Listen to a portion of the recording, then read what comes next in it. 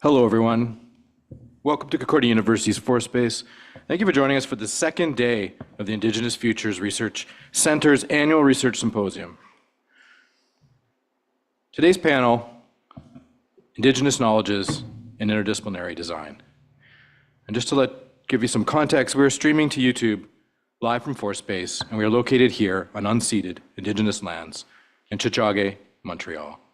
And we would like to extend our gratitude to the Iako'tsi Nation, who are the custodians of the lands and waters on which we gather today. We respect the continued connections with the past, present, and future of all Indigenous peoples and nations who have and continue to make these lands and waters their homes. Here at ForSpace, we work with our university community to help mobilize knowledge. We co-create daily activities that examine research questions and projects across the university.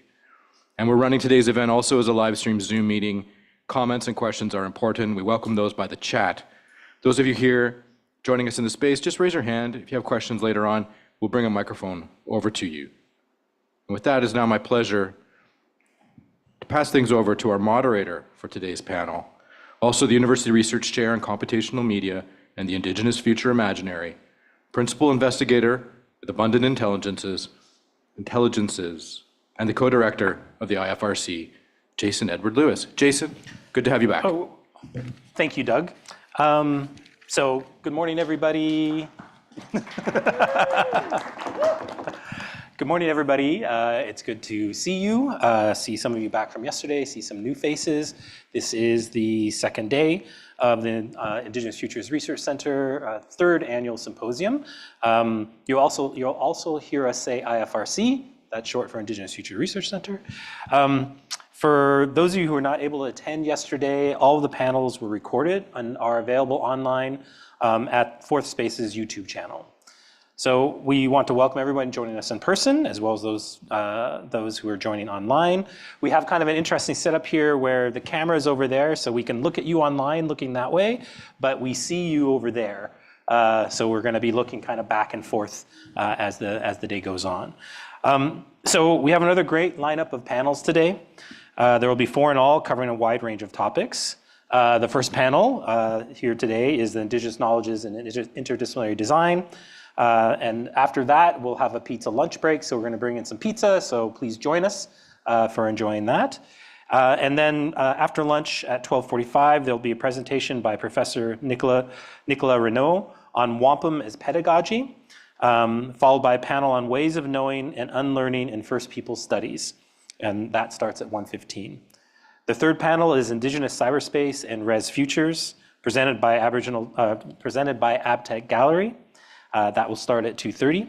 And then finally, the fourth and last panel, Community in the Center, Indigenous Ways of Doing Research, which is presented by the Office of Community Engagement. That will kick off at 4 o'clock. After the final panel ends at 5 o'clock, we invite everyone to join us over at Shift for a reception. For a full schedule of presentation and activities, please visit our website, ifrc.ca, or our Insta, @IndigenousFuturesRC. Okay, so now our first panel here, Indigenous Knowledges and Interdisciplinary Design. I'm super excited about. I find that we actually don't talk anywhere near as much about Indigenous design as we talk about Indigenous art. So it's always exciting when we have a context to think through what Indigenous design might be. I think one of the interesting things about Indigenous design is most of the Indigenous designers that I know are also artists, right? So there's kind of a constant sort of movement back and forth between sort of design and art and what that might mean and whether that distinction means is operational at all or how it might work. And that's one of the things I hope we can talk about a little bit today. We ended yesterday with a design center talk looking at the process of designing a visual identity for the Abundant Intelligences program. So I really encourage people who are interested in Indigenous design to go and take a look at that. And I think it's actually was a really great sort of kind of first part to this second part, this conversation with our super talented designers and artists and scholars in our panel this morning. It's still morning, isn't it? Feels like afternoon, but it's still morning. Okay, I'm going to do some short introductions for them and then sort of let them take it away. for about 45 minutes, and then we'll have about 20 minutes for questions. So please queue up some questions in your head to take advantage of them all being here. Okay, so right on my immediate right is Dr. Mel Lefebvre. She is a Two-Spirit Mischief Nehwa, French and Irish mother, scholar, ancestral skin marker, and professor in the First People Studies program at Concordia. She is a citizen of the Manitoba Métis Federation and a descendant of many Red River Michif families on her father's side, including Desjardins, Delorme, and Guiboche. So Desjardins, Guiboche, Delorme. Delorme, thank you. Okay. On her mother's side, Mel is of the Doyle, Griffin, and MacDonald clans. I got those right. Yeah, okay. From Limerick, Ireland. Mel's research and practice focuses on skin marking as a mode of healing and reconnection for urban Indigenous people, particularly Two-Spirit, 2SLGBTQIA+, and Indigenous women, as well as uncovering, reclaiming, and creating skin markings in contemporary and future contexts. She's vice president of the board of the Natives Women's Shelter in Montreal, a member of the Indigenous Organizational Advisory Table developed through the Montreal Indigenous Community Network. Okay, so welcome. And next we have Dr. Miranda Smitheram, who is Kai Tahu, Swedish, Irish, and Scottish, who is an artist, designer, researcher, and educator originally from Aotearoa. She is currently Associate Professor of Material Futures in the Department of Design and Computation Arts, my department, here at Concordia. Dr. Smitheram is also co-director of the Textiles and Materiality Research Cluster and director of MASH Lab at Milieu Institute of Arts, Culture, and Technology. What does MASH stand for? Meta and Sustainable Hybrid. Excellent, great, okay. And then opposite me here is Gatsitsa Amanda Lickers, Seneca from the Six Nations of the Grand River, based in Jojagi. She is a designer, pedagogue, and multimedia artist whose work reflects the interconnected relationships of land-body sovereignty. Currently a master's student at Concordia University, Amanda's research creation reflects on Ungwe-Hunwe, land-based futures, weaving visual storytelling, Indigenous sciences, necropolitics, and design sovereignty. So please welcome our panel. Okay. Yeah. Dr. Mel is going to take us away first. Is this what I'm doing? I believe so. Okay. Tell me. I think it's live. I'm good? Okay, great. Hi. I can kind of see you. Y'all looking good. Thanks for coming. Thank you for the invitation. I'm really happy to be sitting here with y'all today. Good folks. Okay, so how do I start my slides? Hey, there we go. So let me see. I just want to go forward one slide just to see where we're at. Okay, let me go back. So I'll just explain what ancestral skin marking is. Often folks refer to it as traditional tattooing. It's a sacred cultural practice. Lots of Indigenous nations around the world partake in this. We've been doing it for thousands of years, tens of thousands of years, perhaps. Yeah, some cultures have an older practice than others. Ours here on Turtle Island is really in a state of revival, and so I'm part of that revival practice right now. So these are some examples of ancestral tools.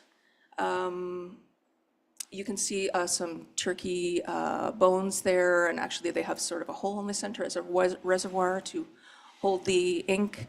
And this is kind of indicative of our relationship with the land and how we would sort of source all of our tools and our inks from the surrounding environment, basically. So skin marking is really making punctures or any kind of opening in the skin, and then you would be rubbing or sewing ink into those areas. The ink would be made from soot or various plants. And yeah, we would make them from, like I said, turkey bones perhaps, or any kind of bones, bison bones, depending on where you're from. Thorns, cactus thorns, porcupine quills, different things like that. Even obsidian, so various types of stones that you could kind of hit together and form into a really sharp sort of tool to make incisions. do the next slide here. These are hafted bone tools. These are from the Pacific. So Samoa, Tongan peoples, Hawaiian peoples. And they're comb tools on the left. In the center, that's a rounded sort of tube tool made of bone. And the hafted tools mean that they're actually attached to some sort of a stick, and the stick would be hit, and that would be tapping tools. And these are Plains tools. This is actually from the last Plains Cree tattoo bundle from the Plains. And the bundle was opened, which you would never actually do. We don't know where this bundle is at the moment, but you can see there that there's some steel tools, there's some hawk bells attached to the tools on the left to kind of call in the spirits as you're tattooing. There's some medicines there as well. And, geez, I wish I could remember which slide we're on here. Hang on one second. So these are some contemporary tools that I made, but yeah, I guess the reason why we would be tattooing, there's so many reasons, different reasons why folks tattoo, but the common reasons would be to celebrate different milestones in a person's life, to mark ourselves so that our ancestors can recognize us when we move into the spirit world, to kind of bring us through perhaps states of being in grief, in mourning, passing on of our relations, and of course to connect us or to celebrate our connections to the land. So these are some contemporary tools. On the left, you have a bone needle for hand poke that I made. So trying to recreate some past tools. In the center is a bison bone, a leg bone, and that's probably the toughest bone in the bison's body. So we took that, myself and my mentor, Dian Kazas, we took that bone and cut it up to make some hand poke tools. And on the right, you can see some bone skin stitch tools. Let's see here. And this is the process of making the tools by hand, which is pretty tedious. It takes quite a while when you're using traditional ways of making the tools. So this is also a form of bone. It's you kind of can buy them in different sort of slabs, and you use a hand drill, some kind of a hand saw to saw small pieces, and then you would use sandpaper to grind them down and shape them, basically. And in the center, you see that it's a diamond drill bit, which you actually drill using your fingers like this because the bone is so soft and porous.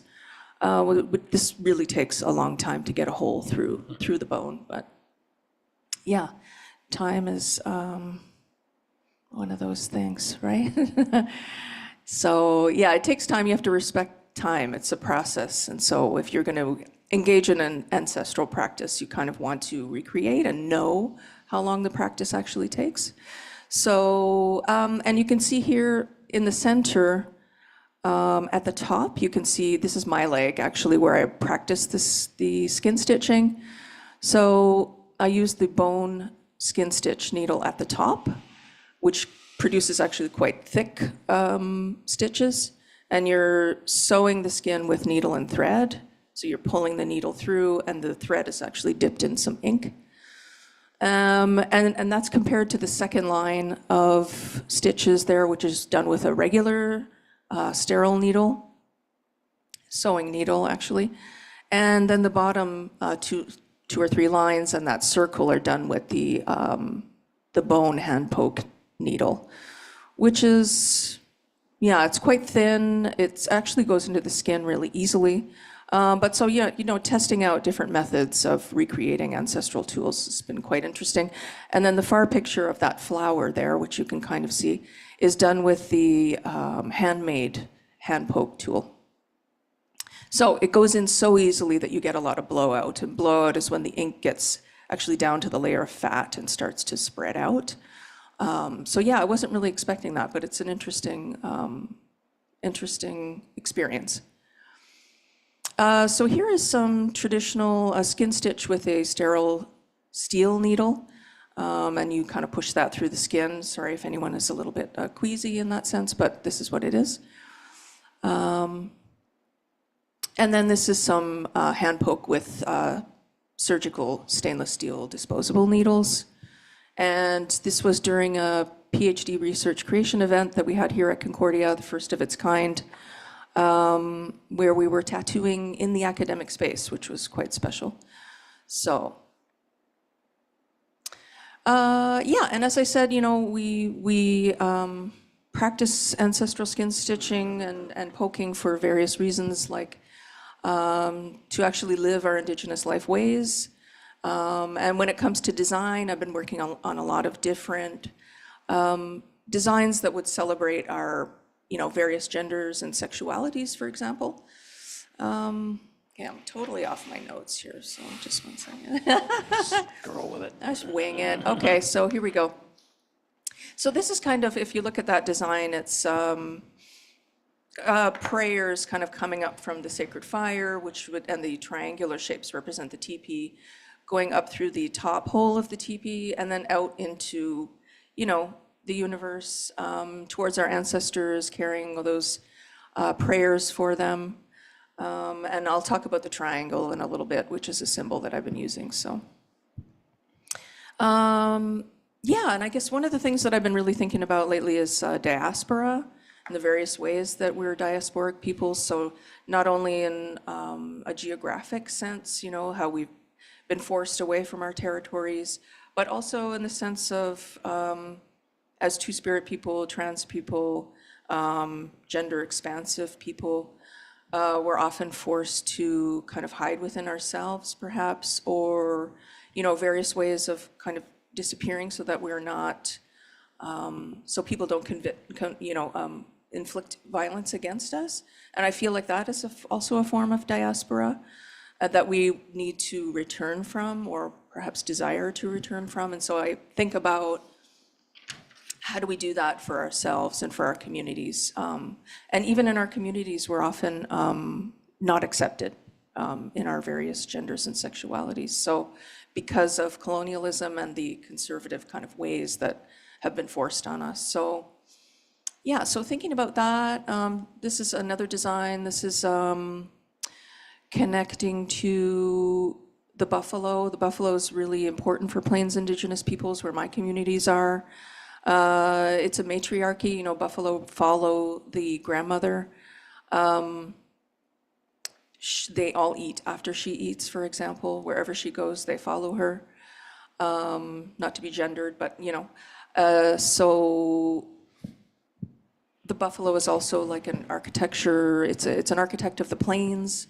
You know, it has 80 million buffalo used to exist on the plains, and that, you know, galloping at, you know, 40 kilometers an hour or whatever it is, you know, in these huge herds tends to affect the geography and the landscape, right? So, so we have it's one of our closest relations, and so this is a design that actually honors that. The central kind of triangle with the straight lines kind of going up and down in a pattern is reminiscent of quill work. You have the circles in the center, 4 circles, which represent the 4 directions, the 4 seasons, the 4 aspects of a person, for example.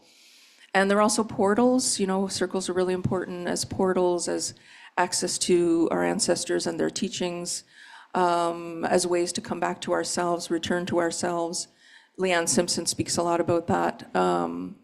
And then, yeah, like the horns kind of coming up and sort of tapping into this different kind of frequency that we try to reach for, I guess, different vibrations and frequencies to kind of help us get beyond this colonial reality, I guess, we live in. These are some ancestral Nihio designs or Plains Cree designs. You can see that they're very indicative of the relationship to the land that we've always had. These were done by some Plains Indigenous elders, and they're found in the book called Tattooing Practices of the Cree Indians by D.W. Light, who is a former, well, he's not alive anymore, he died in 1972, but he was an ethnographer and a curator at the Glenbow Museum. And we think his family still has the last Plains Cree bundle, but they refuse to tell us. That's another conversation.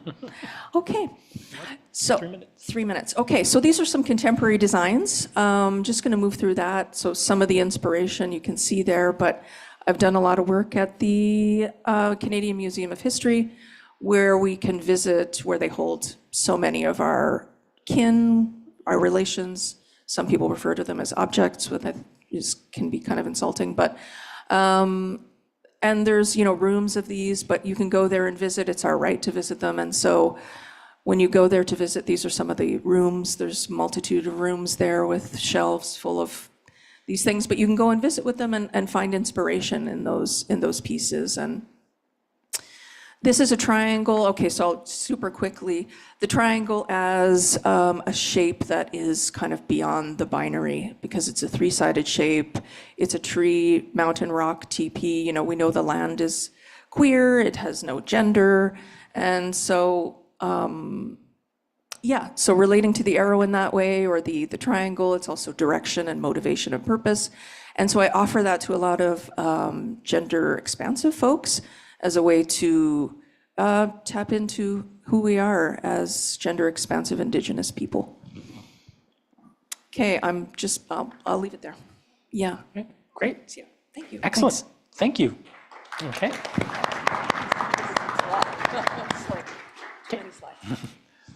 Over to you, Miranda. Kia ora koutou katoa. I'll wait for my slides to come up.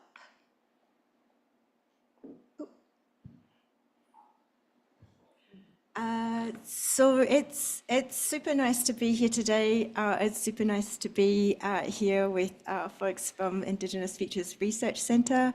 There's a particular reason for that I'll mention soon. Today I'm not talking about everything I do. I'm talking about one particular project, and I want to speak about it in a particular way. It's a research creation project, and it's in collaboration with Ilse and Helen and the Fleuve, who belongs to the Hochelaga archipelago. It also belongs to subway excavated soil and unceded Indigenous lands here in Tiohtià:ke in Montreal. But how I want to talk about what we're doing there is about the process and I guess the thinking through design and through kinship, and thinking about how those things are actions, and trying to kind of understand what exactly we're up to, and thinking about Indigenous research on other territories, other rohis, when you're not from here. How do you approach working with methods from other places? So, yeah, next slide. You got the clicker. You got the that's power. Me. You got the That's power. me. I don't know if I'm that dexterous. So the thinking about this particular project actually started quite a long time ago. I've been working with place-based research for quite some time, maybe about 8-9 years now. And in that, I really sort of centralize collaboration with environments. I work with Maturanga Māori in particular, so ways of knowledge and knowing and learning how to understand relationship to place in a really particular way. And I work with what I kind of call kinship assemblages. So when I work with matter from place and remediate it into other forms of materials or artworks or objects or things, I'm always thinking about the essence of being of that material and what it comes from, what its relationships are, what its friendships are, how it behaves, how it interacts with things. When I knew I was coming here to Canada, I was like, oh my God, what am I going to do? I have no relationship to the things of here, and tikanga protocol means that it's not my place to work with plants and place in the same way that I had been at home, because I will never know those stories or understand those stories. And that was really brought home to me. I'll just tell you a little funny sidebar story. On the first week I was in Montreal, and I was super shocked by the snow. I made myself go up to the top of Mont Royal, and I was like, I'm going to go up there, I'm going to find a spot, I'm going to do a karakia, do a prayer, a hello, a greeting, a greet the space. And so off I trucked, and I thought I was going to die. I made it up there. I found a little quiet place by myself, and I kind of, just was being and listening, and I said my karakia, and there was just this silence, and there was this first feeling for me of this land doesn't know me and it doesn't hear me. And I don't know, it was a real thing that kind of struck me in the core, and I don't think I'd really thought about it before.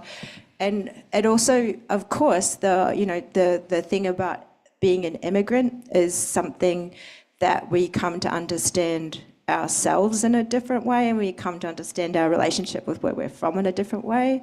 So as painful as it kind of felt, it also really reinforced for me how heard and felt I was on my own territory, on my own rareh, on places that know me and that I'm part of. So there was that sort of doubling back.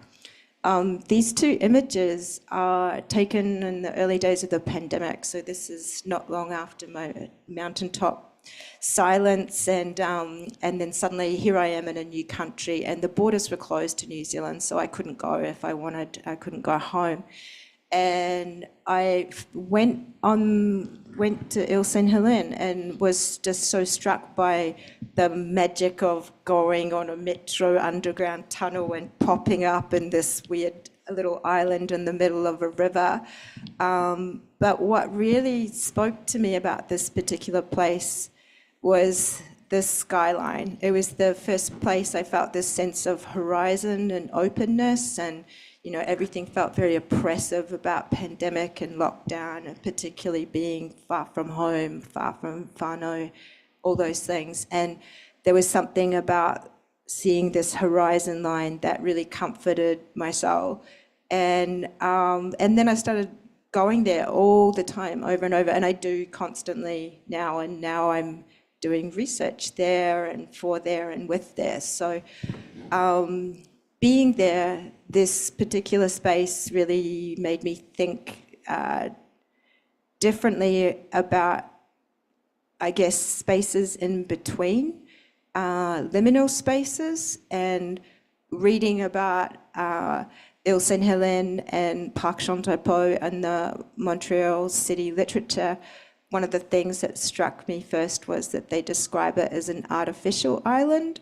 And there was something super sad about that to me. And I was like, how can nature be artificial? How can they call it that? It's still unceded territory, no matter, where it came from, what they've done to change it. But it just struck me as a really interesting space. And working there, my interest was in invasive plant species.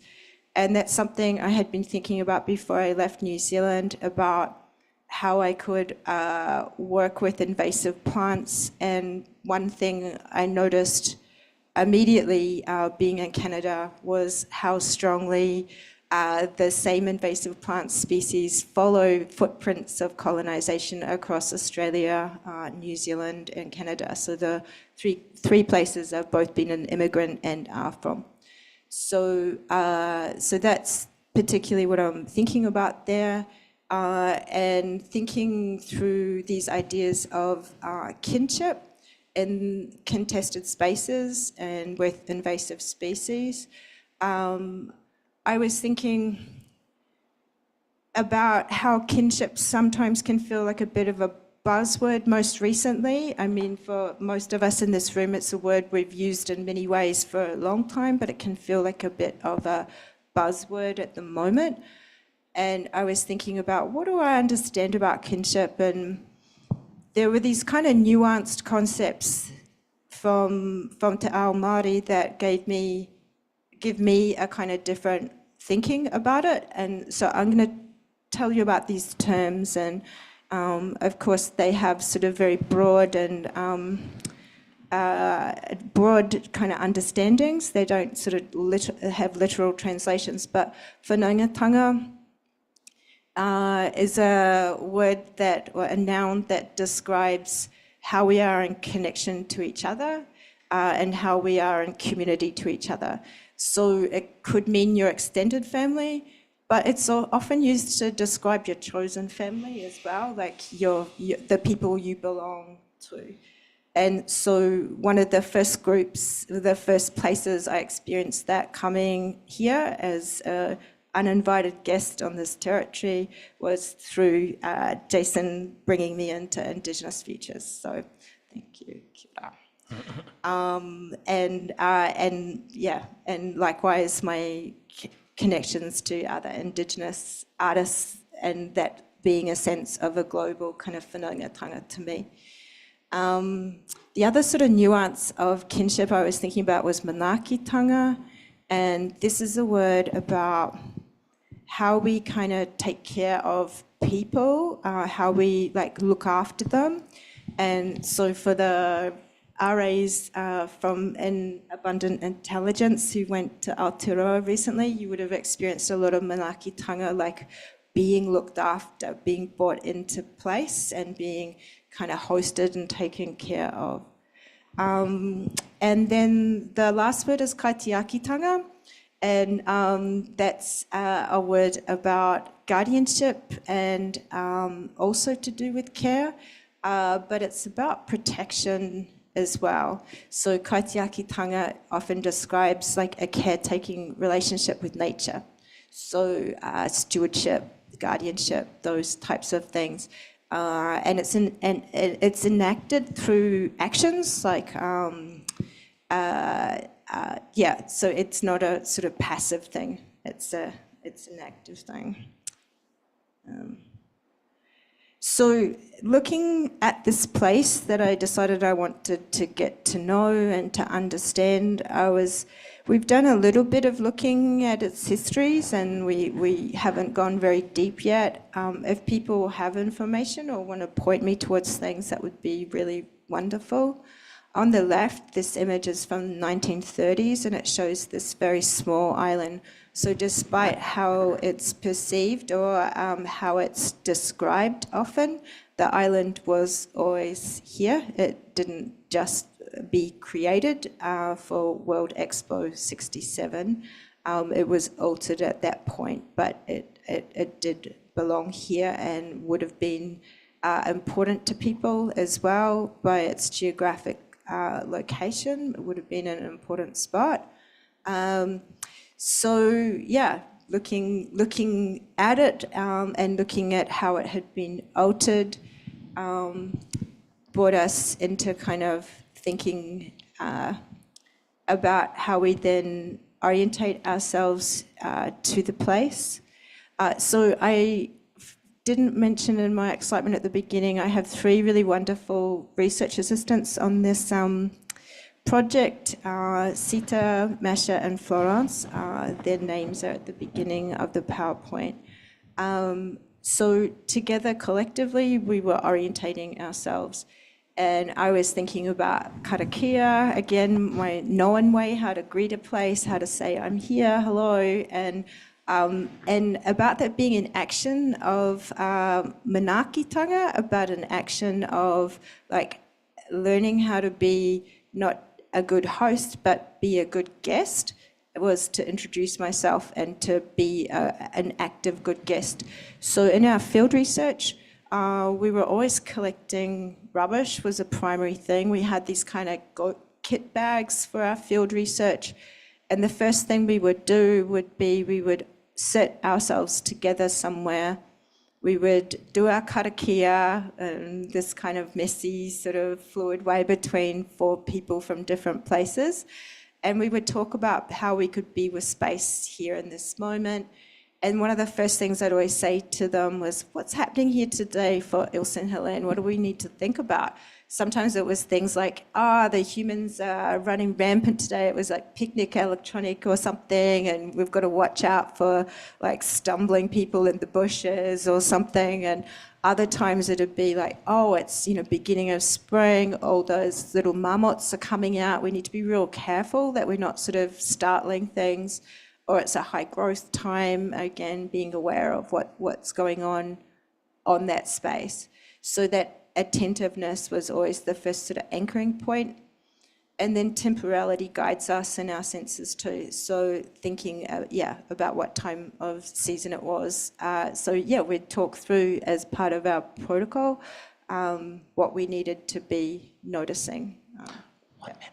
1 minute. Yeah, I'm very talky. So how we meet a space, I'm going to talk real fast now. So we have lots of strategies. Just talking through one, again, about how we meet a space. Macro views, we use this UMAP collectively to chart places that are interesting and leave notes for each other in that sense. And to be able to find things again, but also notice things over time and how things change. We also use micro views, so we look at things very close up. We look at things through little microscopes we clip onto our phones. We do some little photogrammetry, and we also do a lot of looking up species on different apps and identifying them, and we contribute to a citizen science app through identifying different invasive species and dropping pins where they are in the place. Again, that's kind of parts of kaitiaki, seen as, I see that as part of taking care when we're working with a place. So we encounter all sorts of things, look at lots of things. We take a lot of interaction between like drawing and being alone and then coming back together. And there's some species we've come to know really well, and burdock is one of them. Purple loosestrife is another we got a bit obsessed about, and we found that it had come to Canada being soil ballast and then the hulls of ocean-going ships, so it had literally come that long ago. And we found some beautiful colour properties from it. We read that it also had different vitamin C and hemorrhage preventing properties, but it's an invasive species to here. We met a lot of duck, a lot of dandelion, a lot of Phragmites australis, another one we're very obsessed about, who's a big problem. And we thought a lot about how these different species behaved, and we thought about how we could work with those sets of behaviours and how we could eventually start to kind of develop them into things. So the things we developed were pigments, dyes, inks, biomaterials, but I'm not going very deep into that today because I've got like 30 seconds. But one of the things we noticed was that the behaviours that we saw of the species in nature was echoed in it when it became or was treated as matter, as material. So Phragmite always wants to colonise. So the Phragmite we were developing ink from, and it was always interfering with the other colours of the inks. It would always just alter it through contact. So you can see that happening on the image on the left. We gotta. That's it. That's it? That is it. Okay. I'll just end with that. That's it. Okay, done. Thanks, Miranda. Okay, Awesome. Amanda. I love that you focused on invasive species. Like, I think that's such a great approach to navigate, like that dynamic. So, yeah. Hi, everyone. Let's take a little stretch here while we get these slides rolling. It's a lot of listening, a lot of really interesting ideas and ways of thinking about the world. For some of you, maybe it's new, as well. So I'm gonna try to be the most concise I've ever been.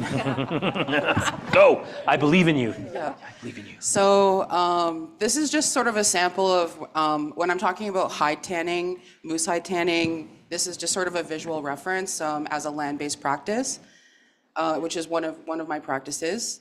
And so first, I want to talk a little bit about decolonizing design. So a lot of my research has been focusing on looking at Indigenous architects' contributions to bridging Indigenous knowledges with the built environment. And so some key concepts that help to build a decolonizing design methodology is this notion of placekeeping. So in architecture and urban planning, we're always trying to make something that's a destination. To create a tourism spot for people to come, we're making a place, right? That's how the dominant narrative is perceived. But through an Indigenous worldview, actually, we're gonna confront terra nullius, and we're gonna say, no, this is already a place, and that we're actually keeping this place.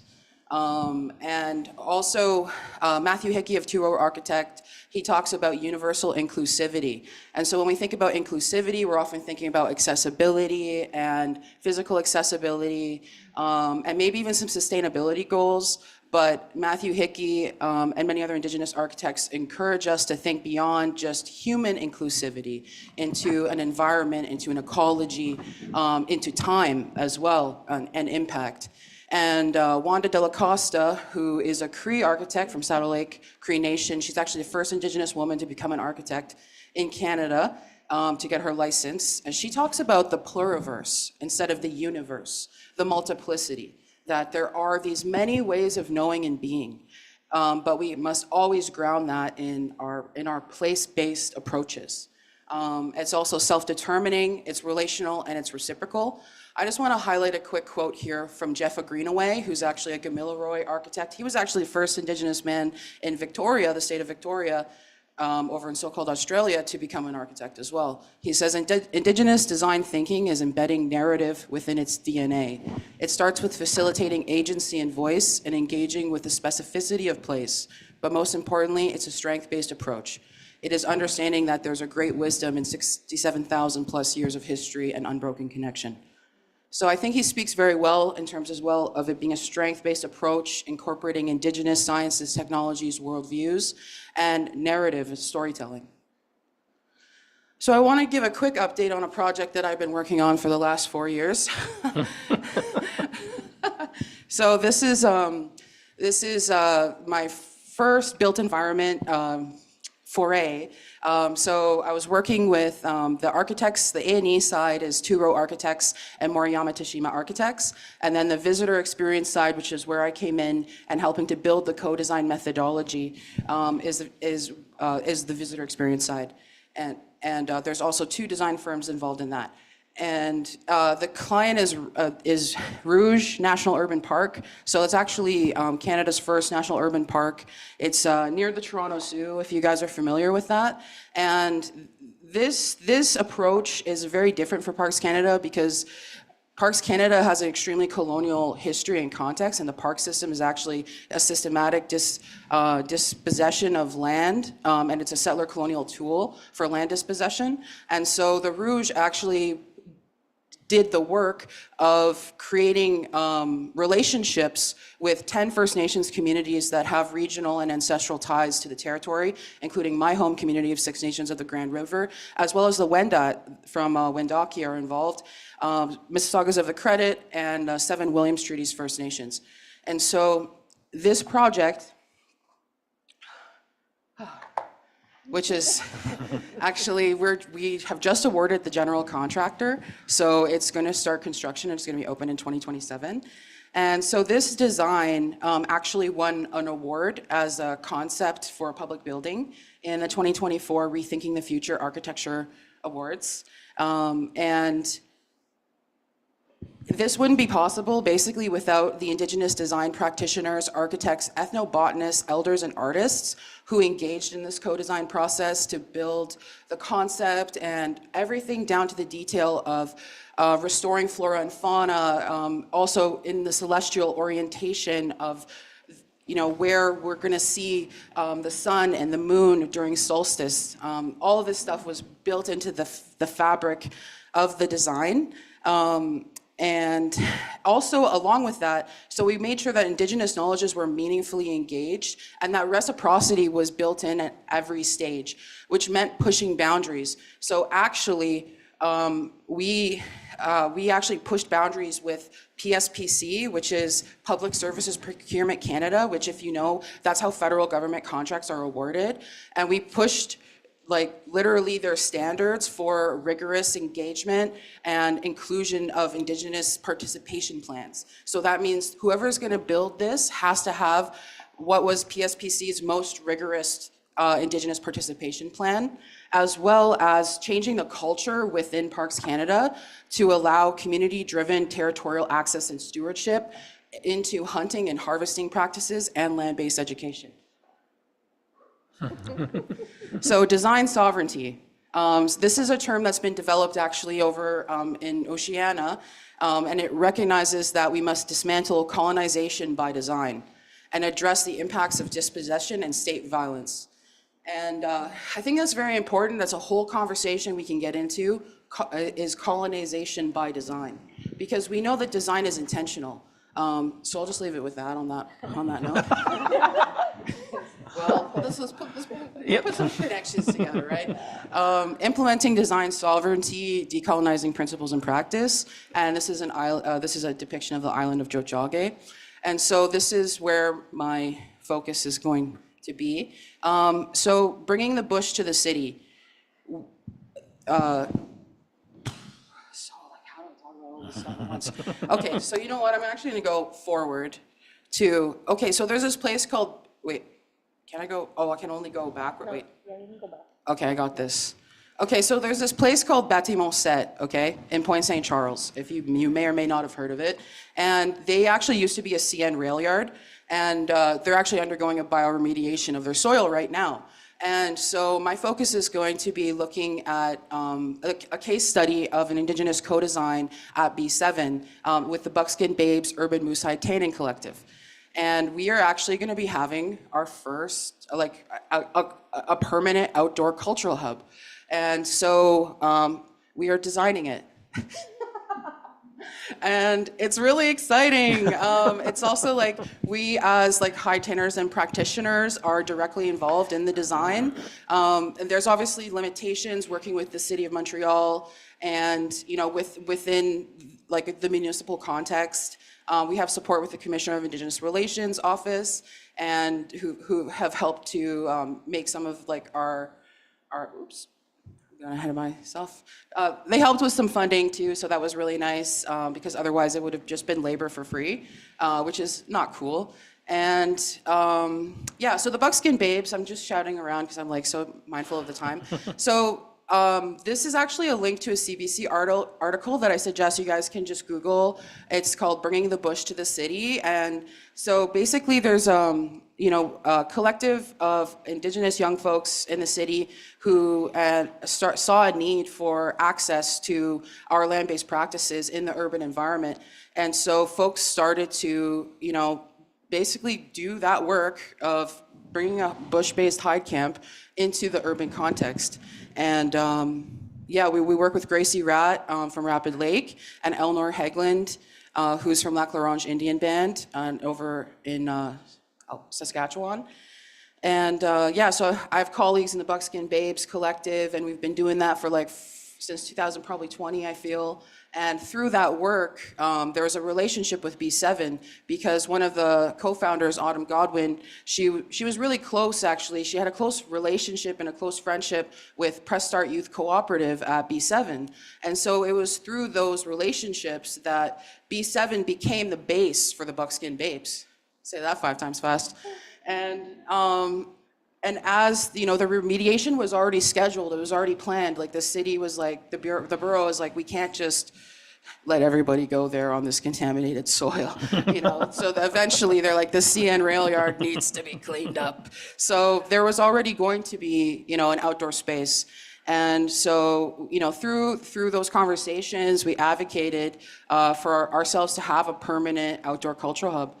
And yeah, and also the Office of Community Engagement supported us quite a bit as well. And that has led to, you know, now what we're doing is we're building our cultural hub. And some of the reciprocity that the city has been showing to relationship build is actually, maybe you heard there was a giant culling of deer over in the eastern townships, like in Park Lungai and stuff. Maybe you heard, maybe you didn't. Well, Lori Beavis has heard. Because Daphne has our freezers that are full of all of these deer hides. This is a photo, a Polaroid of, I think it's like 76 deer hides and we were scrambling for a place. And B7's an old building, so they were like, we actually would love to host your freezers, but we don't have the electricity. And anyways, now I'll continue. So this is in the works. And another thing that I'm working on here is I actually have been starting to work with the Canadian Centre for Architecture on a research creation film. I am the second Indigenous Land Restitution Research Creation Fellow there, and they've been giving me access. They gave me an office and access to their collections, as well as collections through other museums. And so I've been working on my film. This research creation blends documentary and archival imagery to uplift unextinguished and unbroken placekeeping practices. These ways of being and doing refuse settler partitions of land and city. This short film situates Indigenous people's relationship to territory beyond the past as everlasting. So these are just some shots. I got into the McCord and was able to film some of this Haudenosaunee pottery as well from their collections through this fellowship and access some of those what they consider objects, but we don't consider them inanimate. And this is just some B-roll from the film, a couple shots. And I have one last slide here.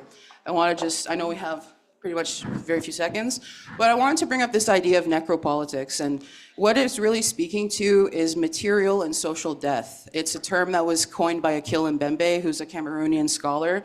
And what it speaks to is kind of like a prism, like how we understand anti-oppression, like intersectionality. Necropolitics speaks to the death that is sort of necessitated or accepted by the structure of a society. And so I have this quote here from Gregory Kahete. Native science is of the land. All of our epistemologies or forms of coming to knowledge acknowledge and celebrate this in our songs, dances, ways of technology, with the continual consideration, is this right? Is this a rightful relationship?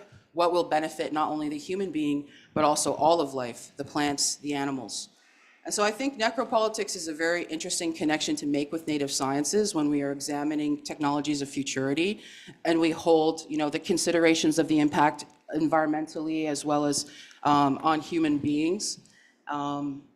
Yeah, and I'm sure people can make their own connections with that. We could talk more about it. But thank you very much, for listening.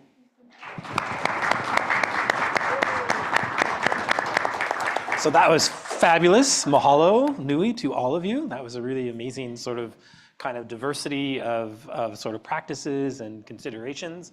I'm just going to say quickly, sort of I'm trying to summarize, taken away from me is sort of thinking about invasive versus indigenous, diaspora, and I wrote down sort of like kind of internal diaspora, like what does that mean, right? And then thinking about the different issues around sovereignty, around the land, and sort of, and for me, it's all about thinking through sort of who has agency in a particular place, right? And how does that get defined and how does that get mobilized? So thank you for that. We are a little bit tight on time, so I'm gonna throw it open to the audience to see if there are any questions.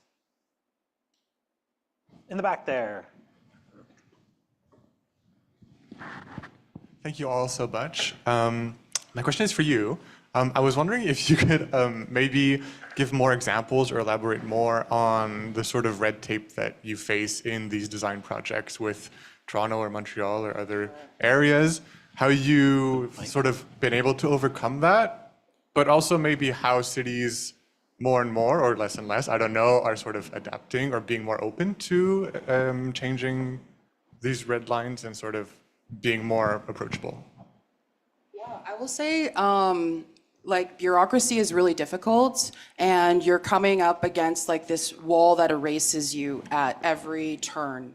And so what is kind of unique about these two particular projects is they had already started to do some of the work to meet us halfway. Like they prioritized, for example, the Rouge, they prioritized an Indigenous architecture firm, which already brings a lot of grounding. And they've been doing, and Two Row's been around since 1991. And so also too, I wanted to know, there was a lot of people who were the first architects, right? So that is actually, there's this guy named Patrick Stewart, who's a Niska architect. And he talks about, he's the first Indigenous man to be the president of the Architectural Association of Canada. And he talks about why that is. And he's really summarizes it as relating to the Indian Act and the fact that once people were able to start getting an education post-secondarily, they were becoming nurses, they were becoming lawyers to fight against Canadian incursion. They were, there was all these other jobs, and then it was architects. So I just wanted to hold that as well. It is a constant advocacy, and folks were already doing work on the inside. So there was a willingness to open and to learn and to self-educate and to take those resources in good faith, because a lot of it is worldview building, okay? We have to undo this understanding of terra nullius and Western hegemony, and in order to do that, we have to start, there's folks who have been doing this work. So I would say that having strong allies actually is very helpful, because there's so much labor that's happening, that's transpiring, and also pushing each other to have very rigorous standards. Like, okay, PSPC will accept, this is their bare minimum. Let's advocate and push back. And so actually doing the work of investing a bit of time and education into your team to build their anti-racism, because that's what we need to really have. Because there's a lot of feelings and it's overwhelming, but really being grounded in how do we identify these systems and where are our opportunities, where are our windows to push back, yeah. Anybody else want to? I mean, it was addressed to her, but anybody else want to address those challenges? Nope. Okay. A final question? Okay, we'll do. Oh, yeah. Going back. Yeah.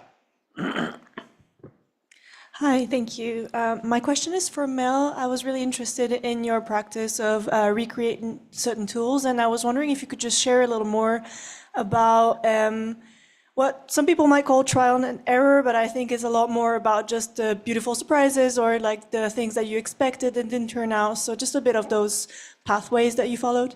Thank you. Yeah, sure, thank you.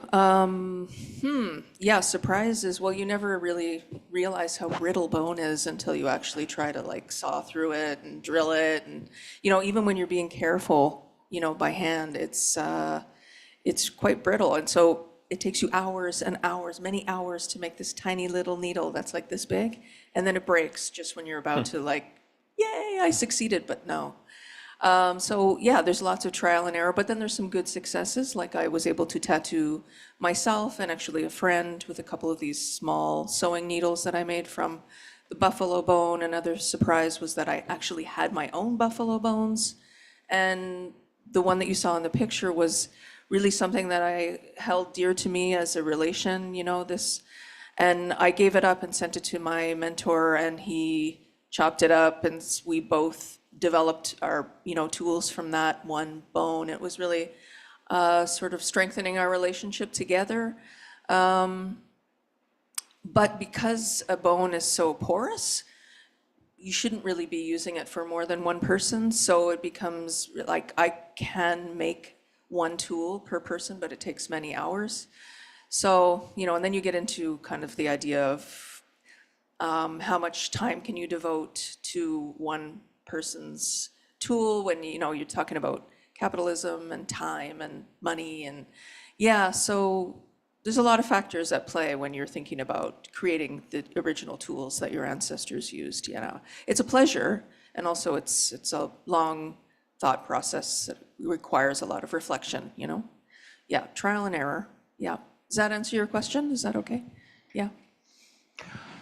Okay, I think, unfortunately, in the interest of time, we're actually 5 minutes older. I'm gonna go ahead and finish this off today, though we could keep talking, it feels like. So thank you once again for your amazing presentations and the work that you do. Can we please say thank you?